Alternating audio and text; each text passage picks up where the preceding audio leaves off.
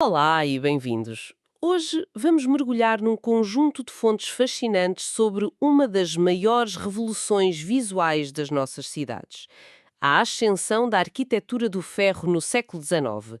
Temos aqui manuais de engenharia, biografias, artigos da época, que contam uma história incrível. É verdade.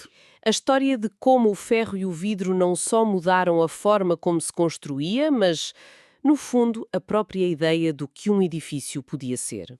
É uma transformação que, aliás, vemos todos os dias à nossa volta, mas sobre a qual raramente pensamos, não é? As nossas fontes mostram que isto não foi apenas uma escolha estética. Foi uma resposta quase inevitável a um mundo que estava a mudar a uma velocidade estonteante. Exatamente. E a nossa missão hoje é perceber o que é que acendeu o rastilho desta revolução. Por que foram os engenheiros, e não os arquitetos, a liderar isto tudo? E como é que um homem, Gustave Eiffel, se tornou o símbolo global desta nova era, deixando uma marca tão forte até em Portugal? Vamos a isso. Vamos então desmontar esta história, peça por peça. Para começar, temos de nos transportar para o século XIX. As cidades, especialmente na Europa, estavam, bem, a rebentar pelas costuras. Sim. As fontes falam de um crescimento demográfico explosivo, da chegada dos caminhos de ferro, mas para além dos números, o que é que isto significava no dia a dia? Qual era a sensação de viver numa cidade como Paris ou Londres naquela altura? Era uma mistura de excitação e de caos absoluto. A Revolução Industrial estava a atrair milhões de pessoas do campo para as cidades. E isso gerou uma pressão imensa. Uma pressão brutal. As fontes descrevem cidades com problemas graves de saneamento, ruas escuras. Os edifícios de madeira e pedra eram autênticas armadilhas em caso de incêndio. Havia uma necessidade urgente mesmo de construir de forma massiva e rápida fábricas, estações de comboio, mercados, hospitais. E, claro, as grandes exposições universais, que eram uma espécie de Jogos Olímpicos da tecnologia. Exatamente. E a arquitetura tradicional com pedra e madeira simplesmente não conseguia dar resposta a esta nova escala. E a esta velocidade. Não chegava? Não chegava de todo. Construir uma catedral de pedra levava décadas, às vezes séculos. A nova era exigia soluções em meses. Pedia pragmatismo, funcionalidade e, acima de tudo, espaços amplos e abertos para albergar multidões ou maquinaria pesada. E a solução não podia vir da tradição. Não. Tinha de vir da indústria, da fábrica. E é aqui que a narrativa dá uma volta surpreendente. As nossas fontes são unânimes. Os protagonistas desta revolução não foram os arquitetos, o que à partida seria o mais lógico, não é? Seria, mas não de todo. Na verdade, a maioria dos arquitetos da época virou as costas a esta mudança. Eles estavam formados nas academias de belas artes e estavam, quer dizer, obcecados com o que as fontes chamam de estilos revivalistas. O que é que isso quer dizer na prática? Que andavam a construir edifícios novos com um ar propositadamente antigo. Exatamente isso. Estavam a construir edifícios em 1860 que parecessem catedrais góticas ou templos romanos. A sério? Sim. Para eles, a beleza estava na pedra esculpida, na ornamentação, na referência. Histórica. Na referência histórica, precisamente. Uma viga de ferro exposta, assim, nua e crua, era vista quase como um insulto estético. Um material menor, sem nobreza. Ou seja, no fundo era um choque de culturas. De um lado, os arquitetos, que se viam como artistas a preservar a história da beleza, Pois, e do outro surgem os engenheiros, que se viam como solucionadores de problemas. É justo dizer isto? é a definição perfeita. Os engenheiros formados em escolas técnicas como a famosa École Polytechnique em Paris tinham uma mentalidade completamente diferente. O trabalho deles era resolver problemas, como atravessar um rio largo, como cobrir um grande mercado, como construir mais alto e mais depressa. E a beleza, para eles, estava onde? A beleza residia na função, na eficiência da estrutura, na elegância de uma solução matemática, se quisermos. Eles não queriam esconder o esqueleto do edifício, eles queriam celebrá-lo. E essa mentalidade não ficou só nos edifícios. Foi o início de uma forma de pensar que viria a definir o século XX. A ideia de que qualquer problema pode ser resolvido com a solução mais eficiente e racional. Sem dúvida. A engenharia começou a moldar não só as cidades, mas a própria sociedade. Estavam, no fundo, a construir o sistema operativo do mundo moderno, baseado na lógica, na ciência e na produção em massa. Vamos então aos materiais que tornaram isto tudo possível, o ferro e o vidro. O que é que eles permitiram fazer que era literalmente impensável com pedra e tijolo? Bem, três coisas revolucionárias: escala, luz e velocidade. Escala, luz e velocidade. Ok. Começando pela escala. O ferro tem uma resistência à tração imensamente superior à da pedra. Isto significa que se podiam criar estruturas muito mais altas e, o que é crucial, cobrir vãos enormes sem necessidade de paredes ou colunas a cada poucos metros. Criando espaços interiores gigantescos. Diáfanos, exatamente.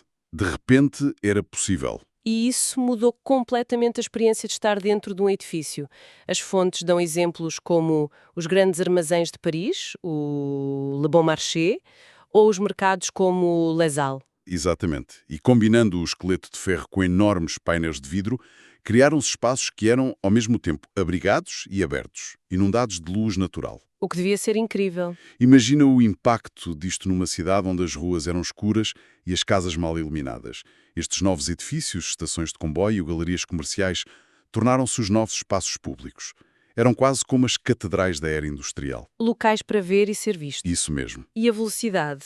Mencionaste isso também. Esse foi o fator decisivo. As peças de ferro podiam ser fundidas numa fábrica com precisão milimétrica e depois transportadas para o local de construção para serem simplesmente montadas. Quase como um kit de Lego gigante. É a analogia perfeita. Este processo de pré-fabricação industrializou a construção, tornou-a incrivelmente mais rápida e mais barata. As fontes destacam duas obras que funcionaram como um choque e pavor para o mundo da arquitetura. O Palácio de Cristal de Londres, de 1851. E a Galeria das Máquinas, em Paris, em 1889. Exato. O Palácio de Cristal foi o ponto de viragem. Um edifício com 70 mil metros quadrados, feito inteiramente de ferro e vidro. E montado em quanto tempo? Em apenas 8 meses. Era algo nunca visto. Mostrou ao mundo que esta não era uma curiosidade técnica, era o futuro. E depois? E depois, a Galeria das Máquinas de 1889 elevou a fasquia, com um vão livre de 115 metros de largura, uma descomunal cobertura em ferro e vidro, como descreve uma das fontes. Era a prova definitiva do poder desta nova linguagem. É impossível falar destas estruturas de ferro, desta escala e audácia, sem que o nome nos venha imediatamente à cabeça. Inevitavelmente. Foi ele que pegou em todas estas ideias e as levou a um extremo quase impensável na altura. Falo, claro, de Gustav Eiffel. Eiffel é a personificação deste novo herói, o engenheiro empresário. Nascido em 1832, ele não era apenas um gênio técnico, era também um visionário e um homem de negócios brilhante. Fundou a sua própria empresa e especializou-se naquilo que era o maior desafio da época, as pontes. As fontes mencionam a Ponte Dom Maria Pia no Porto de 1877 como uma das suas primeiras obras-primas. Dizem que uniu as margens do Douro com um vão de 160 metros a 61 metros de altura. Estes números hoje podem não nos impressionar tanto, mas na altura... Eram de ficção científica. Para termos uma ideia qual era o limite de um vão numa ponte de pedra tradicional na altura, estaríamos a falar de que 30 ou 40 metros no máximo. Portanto, ele quadruplicou o que era possível. Deu-se ao golpe e fê-lo com uma elegância e uma aparente leveza que parecia desafiar a gravidade. Ele inventou sistemas de distribuição de cargas que permitiram que o arco de ferro fosse incrivelmente esbelto e, ao mesmo tempo, robusto. E o seu gênio não se ficou pelas pontes. A sua fama tornou-se global quando foi chamado para um projeto muito diferente. A Estátua de Liberdade. Exato. Resolver o problema estrutural da Estátua da Liberdade. Sim, a estátua é uma casca de cobre, mas por dentro o que a sustenta contra os ventos do Porto de Nova Iorque é um esqueleto de ferro forjado projetado por Eiffel. Os números são incríveis. Uma estrutura com 63 mil toneladas de ferro, 18 mil peças. É fascinante pensar que por baixo daquela figura clássica, quase romana, se esconde uma das mais puras expressões da engenharia do século XIX. É uma metáfora perfeita do conflito da época. Sem dúvida, a aparência clássica por fora, a alma industrial por dentro. E ele estava sempre a superar-se. Depois da Dona Maria Pia, veio o viaduto de Garabia em França, ainda maior, mais alto. Era um homem numa competição constante consigo mesmo. Empurrando os limites da física. E isso leva-nos à sua obra suprema, o clímax da sua carreira, a Torre Eiffel. Construída para a Exposição Universal de Paris de 1889, que celebrava o centenário da Revolução Francesa. O objetivo era simples e, ao mesmo tempo, audacioso: construir a estrutura mais alta do mundo. Eu confesso que, ao ler as fontes, o que mais me surpreendeu sobre a Torre Eiffel não foi a altura, os 325 metros, mas a velocidade e a precisão da construção. A logística. A fábrica de Eiffel forneceu 12 mil peças pré-fabricadas e uma equipa de apenas 250 operários ergueu a torre em 26 meses. Isto parece quase impossível, mesmo hoje em dia. Parece. E a resposta é planeamento e matemática. Cada uma dessas 12 mil peças foi desenhada e fabricada com uma precisão submilimétrica. Os buracos para os revites já vinham feitos. No local era apenas uma questão de montar as peças na ordem correta. Um puzzle tridimensional gigante. Exatamente. O triunfo do método industrial. Mas o mais interessante foi a controvérsia que gerou. Ah, sim. Hoje é um ícone amado, mas na altura foi odiada por muitos, não foi? Odiada é pouco. As fontes citam uma petição famosa a protesto dos artistas contra a Torre do Sr. Eiffel, assinada por nomes como Alexandre Dumas e Guy de Maupassant. E o que é que eles diziam? Chamaram-lhe uma inútil e monstruosa Torre Eiffel, uma chaminé de fábrica negra e gigantesca que iria desonrar os monumentos de Paris. Para eles, era o cúmulo da fealdade industrial. E qual foi a defesa de Eiffel? Ele respondeu, e a resposta dele é brilhante. Num relatório citado nas fontes, ele não defende a torre apenas como uma proeza técnica. Ele argumenta que é uma beleza inerente na própria estrutura, uma estética que nasce da função. Ele diz que as curvas do monumento foram ditadas pela resistência ao vento Ah, interessante. e afirma que a torre devia ser uma brilhante manifestação do poderio industrial francês. Não era só uma estrutura. Era uma declaração. Era uma declaração de poder, de modernidade, de confiança no futuro, e tornou-se o paradigma da leveza, transparência e elegância que o ferro podia alcançar.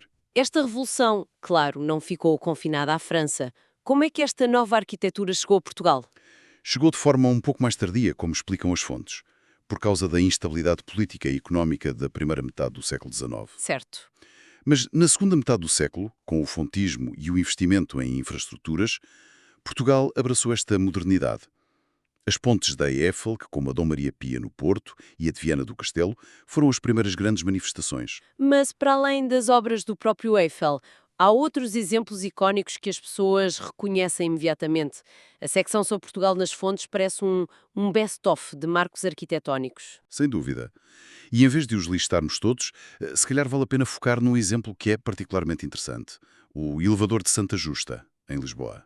O elevador de Santa Justa é fascinante porque não é uma ponte, uma fábrica ou uma estação. É uma peça de infraestrutura urbana puramente vertical. Que problema específico veio resolver em Lisboa? O problema era a topografia de Lisboa, claro. Ligar a parte baixa da cidade, a baixa, à parte alta, o Chiado e o Largo do Carmo. Era um desafio diário. Sim.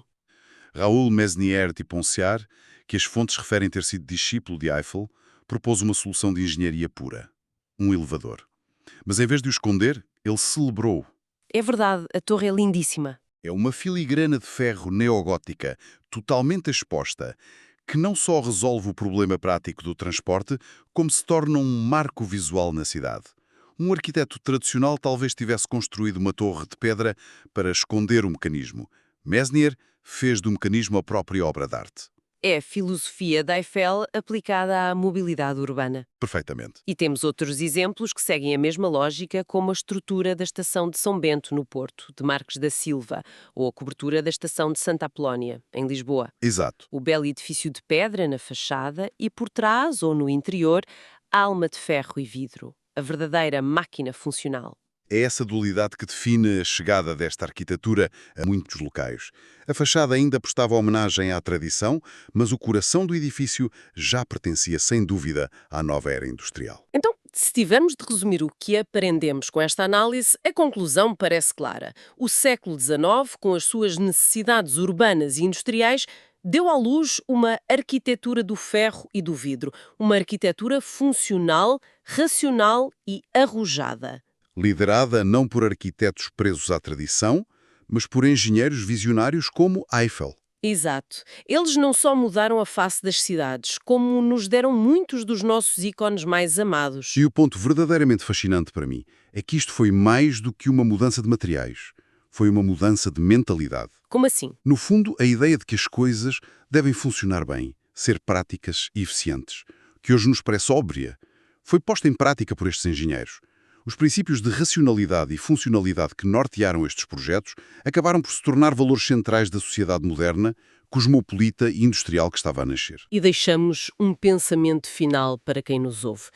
Muitas destas estruturas, e a Torre Eiffel é o exemplo máximo, foram inicialmente desprezadas como monstros industriais, como o oposto da beleza clássica. Sim. Hoje são ícones culturais e estéticos intocáveis.